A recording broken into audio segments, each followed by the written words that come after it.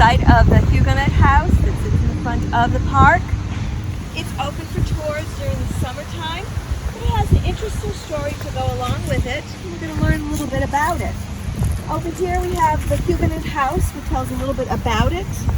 Built in 1761, listed as a Historical Society of East Hartford. Hi, good day. We're here today with Craig Johnson of the East Hartford Historical Society, and we're at the Hugenot House, and Craig is going to tell us a little bit, or a lot, of information about the Hugenot House. Craig, this is a beautiful piece of history that we have here in East Hartford, and I think it's well worth people to know about its existence here and the tours that you do here. So tell us a little bit about the Hugenot House. Well, thank you very much, Effie. I guess the true official name of the house is the Makins Beaumont House, but it has another name. Sometimes it's referred to as the Hugenot House. But the house is listed on the National Register of Historic Places, and it's owned and maintained by the Historical Society of East Hartford here in Martin Park. So the Historical Society owns the house, but the land that it sits on is owned by the town of East Hartford because it's located in the town park. The house was built in 1761 by Lieutenant Edmund Beaumont, and it was moved to this location 50 years ago in 1971. The original location was about 1/4 of a mile west of here on Burnside Avenue, approximately where Tollin Street connects with Burnside. Okay. And there's also two other buildings here on the lot. Yes. Where they brought in, or where were they located? At different times. The important thing here is all three museum buildings are East Hartford treasures. There's a lot of museums that are in New England that have, dwellings brought in from all over. But for East Hartford, I mean, all buildings, were originally located in East Hartford and moved to the park at various times. The Beaumont House that we're in right now was the first move to the park. The second move to the park was the one-room Goodwin Schoolhouse, and that was moved in 1975 and dedicated as part of the nation's bicentennial in 1976. That was a gift, by the way, by Mr. George Goodwin, who donated quite a bit to the town of East Hartford. And the last building to be moved here is the Burnham Blacksmith Shop. That was moved about the mid-1980s, and it was dedicated 10 years after in the mid-90s. Where was the Burnham Blacksmith Shop located? In the Burnside section of town. It was originally located on the intersection of Forbes Street and Old Robert Street. Oh, okay. All right. Okay. And of course, the Goodwin Schoolhouse was originally located on the Goodwin Estate, which later became Goodwin College before they moved to their riverfront campus and become Goodwin University. So I mean, all three buildings are true treasures.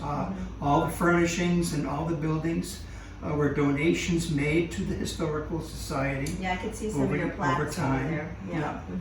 I mean, like the Makins Beaumont House, for instance, none of the furnishings are original to the Beaumont family, but they're all period. Period pieces. Period pieces, and age-wise, I mean, you're looking at the approximate age of all the furnishings in here is about 200 years old. Love all the different fireplaces in this. Yeah. All the different fireplaces. Well, the fireplace in the other room that we were just in is original. Now, when the Historical Society acquired the house, this wasn't there. Okay. In fact, this was all one room, just like on the other side. We found that fireplace in the original root cellar on the site where it was built. Oh, okay.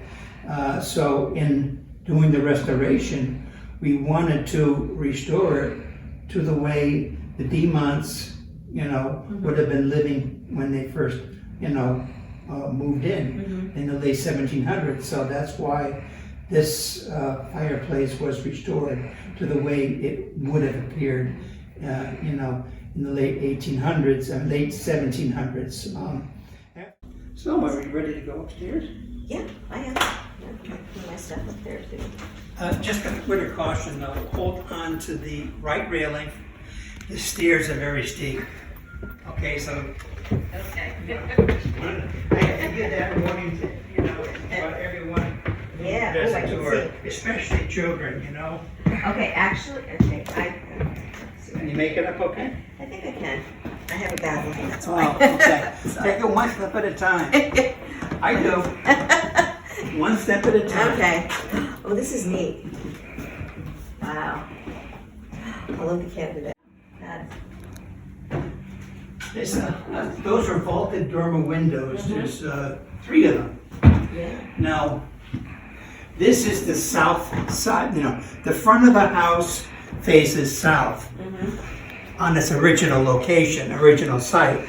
Now, when it was moved to the park, the south side where all the windows are facing north. Ah, I see. Okay, but it had to go in this spot, So it had facing to. toward the avenue. Okay, so but the upstairs, now this is the master bedroom. Wow. All the flooring upstairs is original to the house. Wow. That's probably why you The picked it. shallow draft fireplace is original. This would have been used only in the winter time, to get warmed up in the morning and evening. Whereas the main hearth in the kitchen would have been going 24/7. During the summertime, maybe just embers, but you needed it there constantly, to heat up water and, cook your food. Now, this is the top of the stairway. Very narrow stairway. Yeah. That's why we usually take people up and down the back stairway I was gonna say. and not the front. You couldn't have wide hips in those days. Now this right here is the children's bedroom. Wow. Now Mr. and Mrs. Beaumont had 6 children that lived to adulthood, 4 sons and 2 daughters. The daughters would have slept in this room. The boys, the sons, also would have slept in here when they were young. But as they grew older, they would have had their, main spot up in the attic. I see. Okay. What is in that room? That is a warming closet. Now it's called a warming closet because, as you see, there is no fireplace in the children's bedroom. So we're talking winter months now, cold weather months. This would have been opened up at night. The blankets would have been nice and warm because the main chimney is right behind those thin boards that are in the back end of the closet. So the blankets would have been nice and warm and placed on the beds for the children. And this would have been kept open at night to allow the warm air to escape into the room. And then when sunrise the next morning, the blankets would go back in the warming closet, and this would have been closed up for the day. That is neat, huh?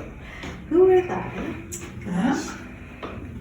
We did have a roof replacement on the house that was done, 2.5 years ago. I remember that. Yes, and if it wasn't for that, we were in high water because the water was just pouring in from the holes that were in the roof, because And the town park and rec guys, the maintenance guys, they did their best to put buckets and tarp and everything up there just so to keep the water from seeping down into the upstairs level. So, yeah.